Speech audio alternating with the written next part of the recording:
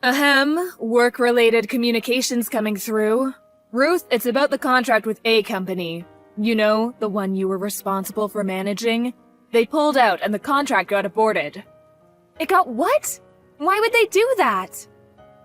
Don't tell me you're surprised. It's obviously because you're incompetent. That was such an important contract to this company. I mean, really. Talk about the mother of all screw-ups. How do you plan on taking responsibility? Kimberly, I'm really sorry, but I need to make this clear. I was in charge of that project and responsible for all communications between our company and that client. There hasn't even been so much as a hint of a problem until now. Why would they pull out all of a sudden? Listen, Ruth. I've been holding back so as not to upset you. But shall I just come out with it? Not to upset me? What is this, kindergarten? How can I understand the situation if you don't tell me? Anyway, something doesn't quite sit right with me. Why didn't they contact me about the cancellation of the contract? Why you, when you never had anything to do with that project to begin with? Oh, I give up. You're just too dim-witted. That's why there's no hope for you at this company. Excuse me? If you don't even take the time to consider what a client might be thinking, or what kinds of things they might expect from us as a company, or what kind of alterations they might like to see made, how do you expect to get anywhere in this business? This is probably why you're suffering from that strange illness of yours. Strange illness?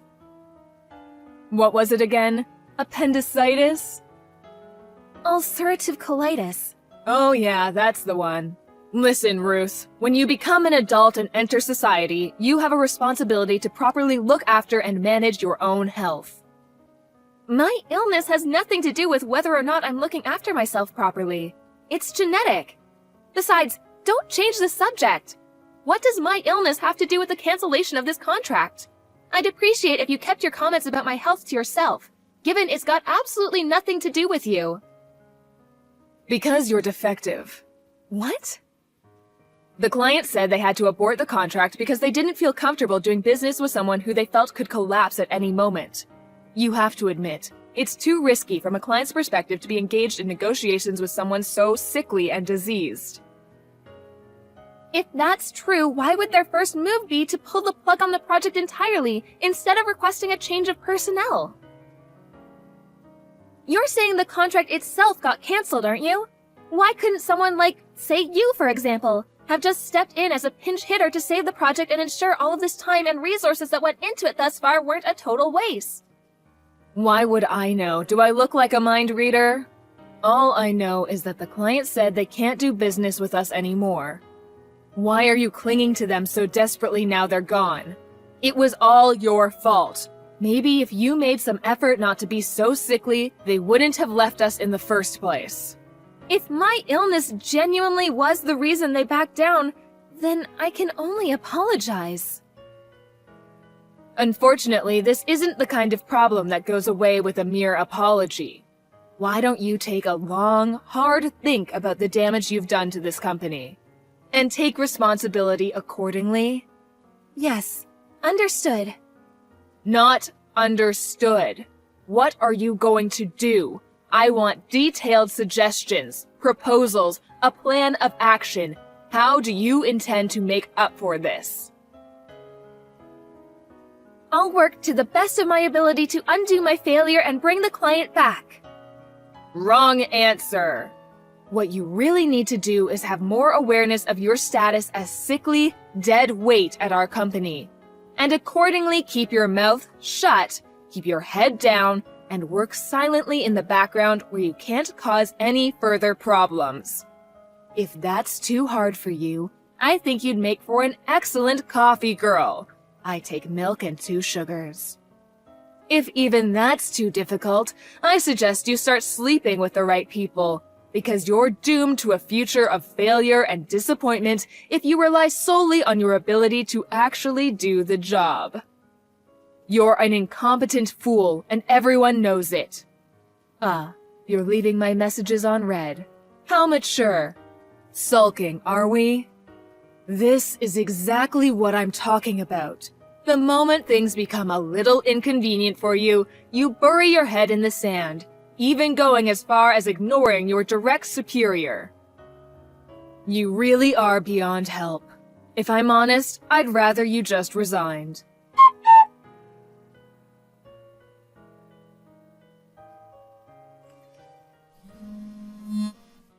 Good morning, Kimberly.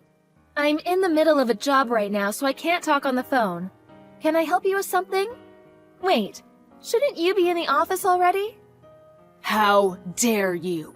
Do not screw me around, Ruth. What lies have you been filling the boss's head with? What do you mean? Lies? Don't play dumb. I know exactly what you did.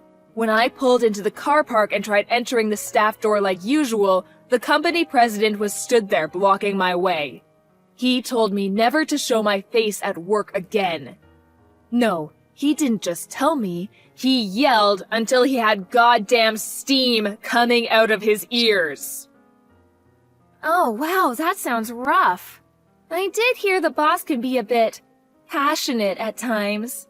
That's probably the reason he was able to build such a successful company, though. I don't give a damn about that. All I can think of is that you went up and said something to him. Why else would he fire me? What did you do? Tell me. I didn't do anything at all. All I did was head out this morning to apologize for losing the contract you told me about. What? Think about it. If a project collapses and it's your fault, don't you think offering a sincere apology and requesting the decision be reconsidered after promising to do better is the right and reasonable thing to do? That wasn't just my project after all. People from various departments were involved, and lots of hopes and dreams were pinned on it. Huh? You went to see the client directly? That's right. I swallowed my pride, got down on my knees, and apologized. Their project manager rushed out immediately when he saw what was going on, and explained the situation to me in minute detail. Everything, Ruth. I know. You tried stealing that contract from me, didn't you? You lurked in wait for Mr. Grant, the project manager, in the office car park, and waited until he finished his meeting. Then, when he got out, you basically forced him to go to dinner with you. You did nothing but badmouth me at the restaurant. Then, when you thought you'd trashed his opinion of me, you started trying to convince him of what a talented and reliable employee you are, Mo. Have you no shame? Then, to top it all off, you invited him to stay the night at a hotel with you. He described his feelings at the time of a complex mixture of shock, disgust, and terror. Being so desperate to go home at that point that he'd do anything to get away from you, but at the same time wanting to avoid handing you the project at all costs. He did the only thing he could think of and proposed aborting the contract entirely. Here's the key point, though. He didn't actually want to. But you, feeling you had the ammunition you needed, launched your full frontal assault on me and came up with whatever lies it took to have me held responsible. Even putting it mildly, you're a disgrace. Don't worry, though. I already told the section manager everything. Based on what you just told me, it seems like word of what you did made its way into conversation with the president. Why, you little... You really shouldn't have done that. Mark my words, you won't get away with this. I'll make you regret it if it's the last thing I do. Prepare yourself, Ruth. There is a storm coming. Do what you like. Just make sure you don't do anything to cause any further trouble for the company. You might have been fired, but this company's done a lot for you, so I hope you've at least got the decency to spare them the nuance of your little revenge campaign.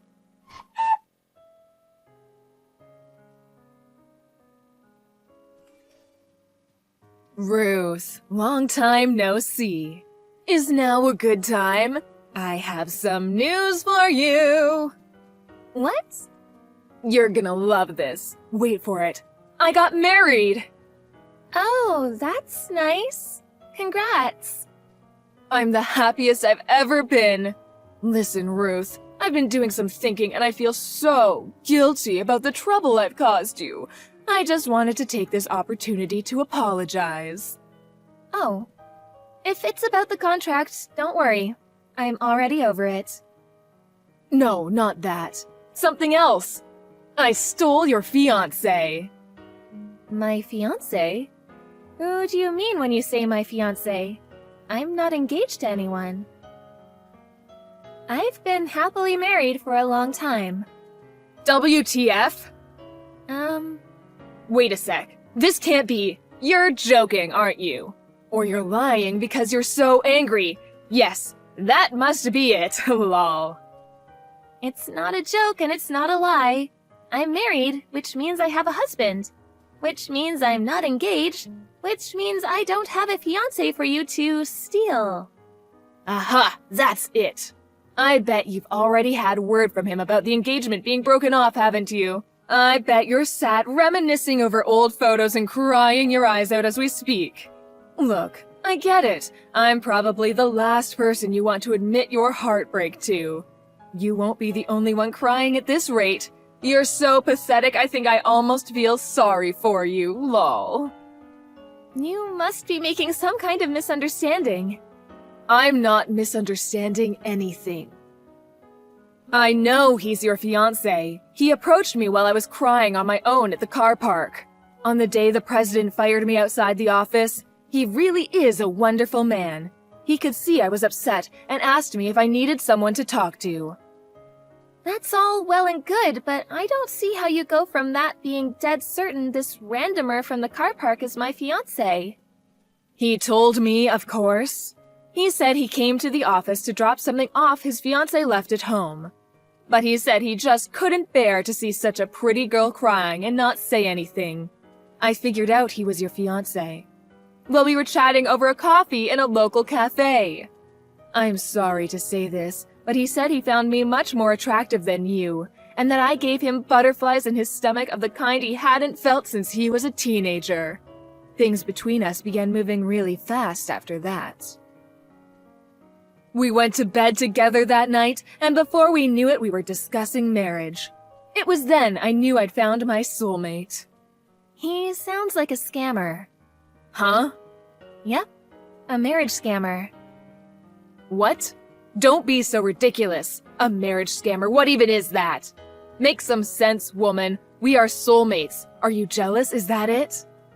Kimberly, it seems like your desire to take revenge on me is clouding your better judgment and impairing your ability to think rationally. That's the most obvious marriage scam I've ever heard of. Did he ask you for money at any point while he wasn't whispering sweet nothings in your ear? Let me guess.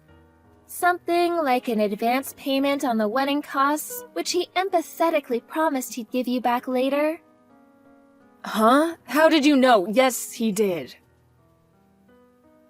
But that's hardly unusual. Things are moving really fast between us, so he probably didn't have the funds to get the ball rolling at a moment's notice. This is just how whirlwind romances are. Oh, no. You'll never see that money again. I'm pretty familiar with this scam because I had a friend who very nearly fell for the same one a while back. Luckily, she realized what was going on and backed out at the last minute. You, however, such a shame. I'm actually embarrassed for you, Ruth. The lengths you'll go to hide your heartbreak over having your fiancé stolen are bordering on tragic. Please salvage what remains of your dignity by gracefully admitting defeat. Yes, that's right. You lost, and I won. I can repeat myself if you like. I'm already married. My husband's abroad on business right now. But I can send you some pictures of us if you like. Oh, please, stop it, Ruth. You can't seriously expect me to believe someone like you could bag yourself a husband. What man in his right mind would have an interest in a sickly little creature like you? We were classmates in high school. We were friends since long before I fell ill. He confessed his love to me after I got my diagnosis. He said the illness was irrelevant to him, and he wanted to be with me because he loved me. Wait a sec. What? So this guy I'm engaged to really isn't your fiancé. Yay, you finally got it! This is kinda what I've been trying to tell you this whole time. I just tried to call him. He won't pick up. What should I do? Help! Not my problem. What? You mean you're not going to help me? This is all your fault. The least you could do is give me some advice. Take responsibility for what you have done. What? This is my fault? So let me get this straight. First, you tried to steal my contract back when you still had a job and failed miserably. Then, you tried to steal my fiancé, assumed, and failed miserably once again. Is that a fair summary? To top it all off, suddenly I'm the one who's responsible somehow? Really gets the neurons firing. Would you mind explaining which part exactly is my fault? I'm drawing blanks here. Don't twist the facts. I want my money back. $40,000 directly into my bank account now. Nope. 40K though. Wow, he took you to the gleaners. It's time you learned how to take responsibility for your own actions, Kimberly. Fine, you win. I'll apologize for what I did. I'm sorry for everything. The contract, trying to steal your fiancé, everything. Can I just have my money back? Please? Not only did he take my entire bank balance, I don't even have a job anymore. How am I supposed to live? Go back and live with your parents then? Or you could, I don't know, find a new job? In any case, I have zero obligation to help you. Please stop talking like that. We used to be coworkers. Ruth, I'm begging you. Ruth! We used to be coworkers? That's literally the least compelling plea for help I've ever heard. Anyway, I'm sure you'll figure out a way to fix this on your own. After all, you were always super talented at getting yourself out of difficult situations, weren't you? By sleeping with the right people?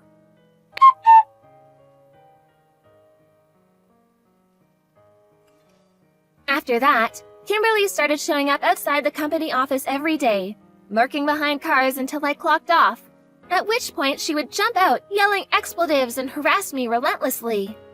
However, she was eventually spotted by our notoriously passionate and at times hot-headed company president. He reported her to the police, who came down immediately and bundled her into the back of a car. Apparently, her spirit was so crushed when hit with the reality of what her life had become, she broke down in tears in the police car and was inconsolable by the time she reached the station. Eventually, she somehow or other managed to pull herself together and went home with a caution, promising never to go near me ever again. However, sources tell me she's still vigilantly watching and waiting, biding her time until another opportunity to take her revenge on me presents itself. Rumor has it she's applying for jobs with every one of our competitor companies and hopes to somehow leverage that as her angle to teach me the lesson she's convinced I deserve. The irony is, if she'd just reflect on her own actions for a moment, she could learn the lesson she needs to learn. Let go of her hatred and move on with her life. Will she? I'm not holding my breath. Anyway, in more important news, I found out I was pregnant last month. I left the company when I got the news and decided to move abroad to be a stay-at-home housewife for my husband, so the whole thing with Kimberly is as good as ancient history to me now. I'm just praying I'm not unfortunate to bump into her in the street before my flight.